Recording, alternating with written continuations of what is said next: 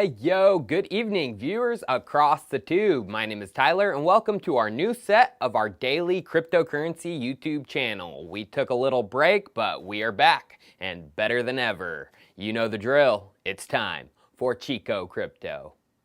Speaking of taking a hiatus and making a return, someone is attempting to outdo Chico Crypto, and the implications for the crypto space, if true, would be so transformational, it would be hard to predict how the markets would react. I'm talking about the return of Satoshi Nakamoto. Some of you might think I'm talking about the Craig Wright case that is currently going on, which some people think will prove that Craig, Dave Kleiman, or a combination of the two created Bitcoin. Although what a ton of people don't realize about the case is it's just trying to prove that Craig stole early mined Bitcoins held in a dual trust from the now deceased Kleiman. The lawyers representing the Kleiman estate have said they have no intention of ascertaining Nakamoto's identity, and it's unclear whether Craig, Dave, or both created Bitcoin. So no, this newest reveal isn't about Craig Wright, but is about a brand new self-proclaimed Satoshi Nakamoto. So just 4 days ago, on August 16th, a press release was dropped which explained the founder of Satoshi Nakamoto Renaissance Holdings will break his decade of silence as the true Satoshi Nakamoto and begin to reveal the many mysteries of Bitcoin. This comes in the form of a 3-part series called My Reveal, and the first part of the series dropped 2 days ago on Sunday.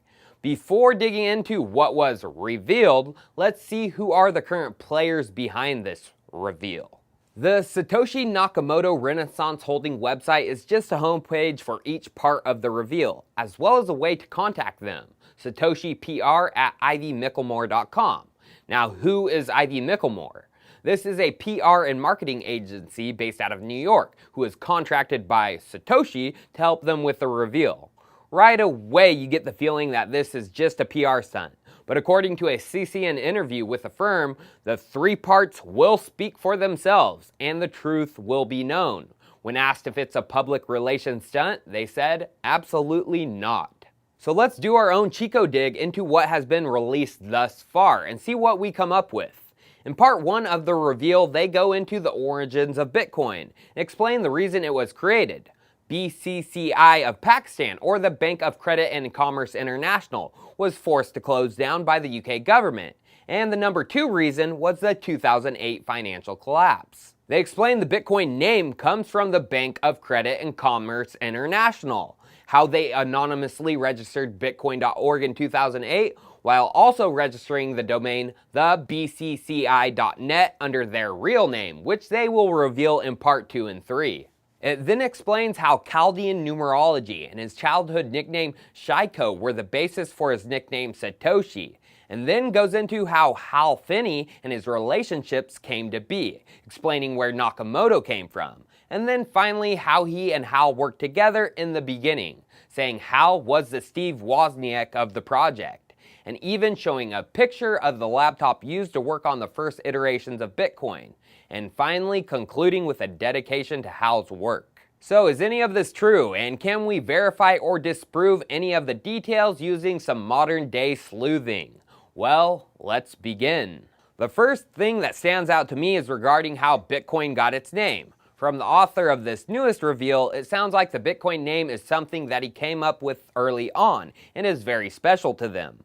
My only question is then why in the original source code for Bitcoin from 2008, before the white paper was released, was Bitcoin not even called Bitcoins, but called coins? As seen from what defines each unit of measurement, a Bitcoin was originally called a coin, and the second unit of measurement called a cent. You would think they would term Bitcoins Bitcoins early on, if the name was that important to them. Then, in an early release of the blog post, there was a critical spelling mistake of calling cypherpunks cyberpunks, which has since been corrected. Satoshi was involved with the cypherpunks and knew the name, thus this typo doesn't give much credibility to the author's claim. Then, Riccardo Spagni, lead developer for Monero, did some sleuthing of their own. They did a public whois for the bcci.net website registration that the supposed Satoshi mentioned. They were able to find out that this was registered by a Bilal Khalid, and using archive.org, Ricardo was able to see that the website traded hands a few times. So who is Bilal Khalid? Well, just as this episode was getting researched, part 2 and part 3 of the reveal dropped, and it looks like Ricardo was right. Bilal Khalid is claiming to be Satoshi Nakamoto. In this part 2 and 3, they acknowledge the mistakes and say this was due to the information being relayed through a PR team, and drops a quote from themselves to explain it. If you don't believe me or don't get it, I don't have time to convince you, sorry. In the next part, they explain more about how numbers fascinate them, and the reason for many things in Bitcoin, including the name, the total supply, the date for publishing the white paper, and even for the date of the Genesis block. They then go deeper into Bitcoin's developmental phase, how there were many setbacks, and how he was broke in 2008 and 2009. Now we get to the juicy stuff, Bitcoin mining, and what happened to the nearly 1 million BTC that Satoshi is in control of. And let me tell you, if it's true, it's all too hilarious. First, they explain the Bitcoins were mined using a remote computer and their laptops throughout 2009. Being the creator of Bitcoin and paranoid about leaving any trace data behind, they were always experimenting with ways how to delete data permanently from HDDs. The Bitcoins and relevant files were transferred from the remote computers to their Fujitsu laptop, then to a refurbished Acer Aspire they bought from a well-known chain in the UK. One morning in 2010, they woke up and the Acer had a black blank screen. So, the supposed Satoshi sent in the laptop to the chain he bought it from, as it was under warranty, so they could have a look at it. Remember, Bitcoin wasn't worth anything at this point, so sending it in is not out of the realm of possibility. 48 hours later, the supposed Satoshi ring them, and they said they had good news. They had replaced the hard drive for free of charge and was sending the laptop back to him. Yes, the nearly 1 million in Bitcoin was taken and thrown into the dumpster by a computer tech support team. The author says they specifically asked them not to touch the OS, and he never expected them to touch the hard drive. They assumed they would replace the display, RAM, or graphics chip, but they had replaced the hard drive and those coins were lost forever. The revealer references a Bitcoin Talk post in October of 2010, which they say they mentioned the lost coins in a cryptic post. Sigh, why delete a wallet instead of moving it aside and keeping the old copy just in case? You should never delete a wallet. They then explained this is one of the main reasons they went into self-exile, as they were embarrassed at making such a rookie mistake.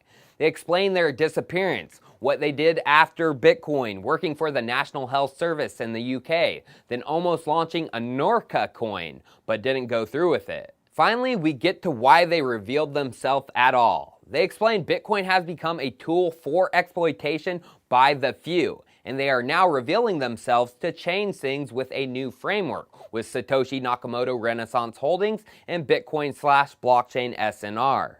Finally, they reveal where they went to college and their full identity. Their full name is Bilal Khalid, but was changed to James Khan in 2009.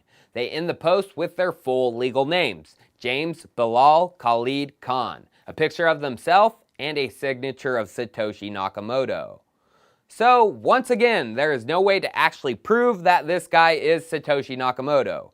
According to him, all the coins are lost and Bitcoin is corrupted, and we should look for the new things they are creating from his companies. Most likely a PR stunt, and the mystery of who is behind Bitcoin continues, like it should. Cheers, viewers. I'll see you next time.